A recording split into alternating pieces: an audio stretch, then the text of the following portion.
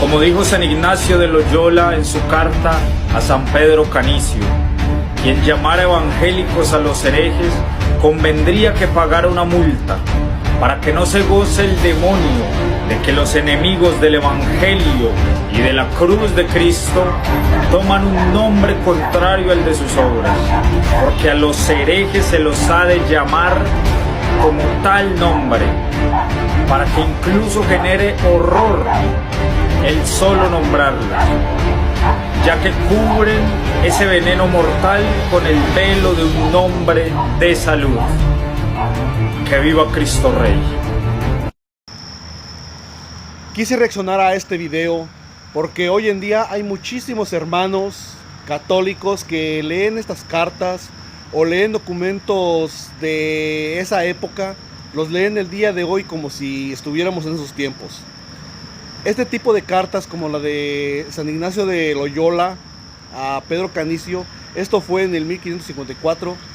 Cuando se lee este tipo de cartas, se deben leer en su contexto y se deben leer de acuerdo a su época y de acuerdo a la situación que en ese tiempo se vivía. En ese tiempo, imagínense, fue el 1554 cuando mandó esta carta San Ignacio de Loyola a Pedro Canicio. Obviamente en ese tiempo era cuando estaba la Reforma Protestante, estaba creciendo, había muchísimos católicos que se estaban rebelando contra el Papa, ya estaba el Concilio de Trento, y eso, cuando mandó esta carta a San Ignacio de Loyola, el Concilio de Trento había tenido una pausa porque había una transición de papas también, había un tipo como que, hoy no recuerdo bien, pero creo que había salido un papa y iba a entrar otro. El punto es que era cuando había una situación desesperante. Los protestantes cada día eran más, cada día más católicos se rebelaban contra la Iglesia Católica y se iban con Lutero. Entonces San Ignacio de Loyola manda esta carta, y obviamente con desesperación, porque tenían ellos que combatir a los herejes, y por eso les llamaba herejes. Hoy en día, recordemos que estamos en el año 2023. Ya pasaron 500 años. Entonces, el catecismo de la Iglesia Católica y los documentos magisteriales del Concilio Vaticano II son claros. Dicen: no podemos acusar a los que nacen hoy 2023.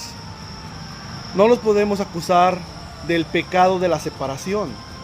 Por eso, la Iglesia los acepta y los reconoce como verdaderamente hermanos en la fe, hermanos en Cristo.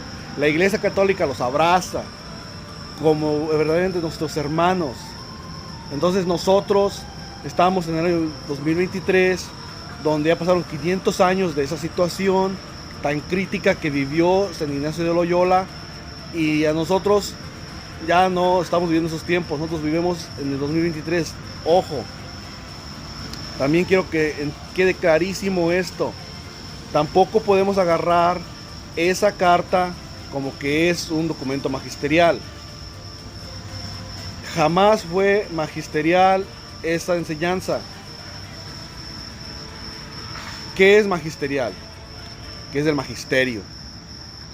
¿Qué es doctrina? ¿Qué es algo que quedó ahí y que va a ser enseñado generación tras generación, y que la Iglesia dice: vayan y enseñen esto? Respeto mucho lo que dijo San Ignacio de Loyola, porque yo sí lo leo en su contexto y lo leo de acuerdo a la situación, y debemos leerlo con una mentalidad trasladándonos a aquellos tiempos, en aquella época. Pero no lo podemos traer hoy en día a estos tiempos y pensar como que estamos viviendo esa época. Hoy, nos guste o no nos guste, aunque nos debe gustar porque somos católicos, lo que el magisterio de la Iglesia Católica enseña. Leas el Catecismo de la Iglesia Católica 818, leas el Unitatis Redemptoris número 3, leas el Lumen Gentium número 15, leas el Dominus Jesus número 17, leas Vademecum Ecuménico número 2. Le hace toda la doctrina católica de hoy en día, 500 años después. Por favor, no se lean estos documentos y estas cartas como si estuviéramos viviendo hace 500 años. Por favor, hermanos, contexto, situación, tiempo histórico,